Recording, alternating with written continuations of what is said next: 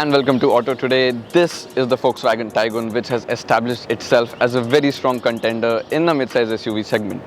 This one, however, is not the 1.5 litre TSI engine. This one has the smaller 1 litre engine. Now, this particular variant comes with a full host of features at a lesser price bracket, which makes it a more practical buy for the average user. In this video, I'm going to talk about how it does so, what the features are and how the engine performs. But before we do that, do not forget to like this video and subscribe to the Auto Today YouTube channel so you do not miss out on new automotive content. Now, unlike the Virtus, which has a slightly differentiated look for the 1 litre and the 1.5 litre engine, the Taigun, other than a few chrome bits and the GT badging, looks exactly the same. It even gets the same 17-inch alloys, which do have a different color but look the same. It also gets the full strip LED DRLs. So as a buyer, one does not really miss out on any exclusive cosmetic bits that one would otherwise get with the top spec variant. Now inside the Taigun 1 litre, you get the same layout of the cabin. Other than the dashboard insert and the color on the dashboard, this is almost the same as the GT. The seats too follow a slightly different fabric and the upholstery. You get the same instrument display as in the GT. This one, however, has a blue theme to it, which in my opinion looks better. The infotainment display is also the same 10.1-inch unit.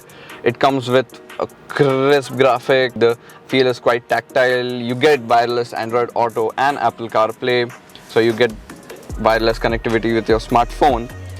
Other features like the automatic climate control and the smartphone charger too are present here. You get two Type-C ports here. You get two Type-C ports at the rear. Storage spaces too are a lot. This again is the same as the Taigun GT. So you have a lot of features to contend with. It does not miss out on anything that the GT offers other than a slightly sportier look that the higher spec variant offers. Now I have been driving around this car for a bit now and this does not feel underpowered at all. The motor develops 115 bhp, which is more than adequate for city and even highway use. This gains speed like anything. Overtaking and otherwise even spirited driving is no issue at all. Being a 3-cylinder unit, there is of course a lack of refinement compared to the 1.5 litre motor, but compared to other 3 cylinders, this is very much refined and kudos to Volkswagen for that. Now the particular gearbox here is a 6-speed manual. The clutch is a bit stiff and springy, so traffic jams etc. is not the best place to be in with this particular setup. Of course, you have the option for a 6-speed automatic gearbox. You can do away with the manual shifter altogether. Now, one thing that I really like about this particular car is that the suspension is really sorted. It drives in a very planted manner. You do not have the issue of going at high speeds and the car feeling uneasy. Driving on the highways is actually quite brilliant in this car. At low speeds, however, you hit a pothole, it does filter in a bit, but otherwise I do not see a lot to complain about this. Again, while driving, you do appreciate the nice space that you're in. The instrument display works brilliantly, although I would have appreciated much more crisper graphics. I mean, the competition does offer very nice displays. This feels just slightly underdone. Other than that, for the summers, you have got ventilated seats, which make this car quite good.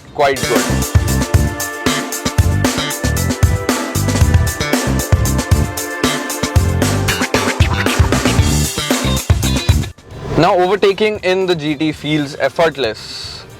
This is not far behind either. I mean, you just need to push the pedal down and this car picks up speed like anything. So it makes you question the part where you actually need the extra power which is offered in the GT.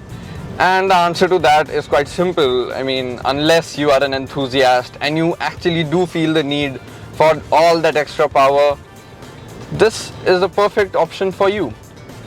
And another factor that makes this a more practical buy is the fact that being a 3-cylinder unit, this does offer you better fuel efficiency than the bigger engine in the Taigun GT. At 15.84 lakhs, this Taigun 1 liter MT top line sits right in the middle of the models, and it does not feel inadequate at all.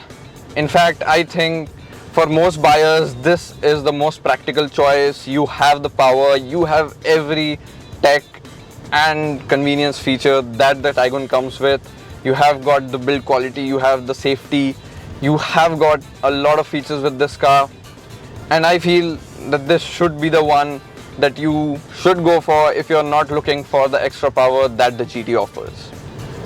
That's it for this time. I will see you again on our next video.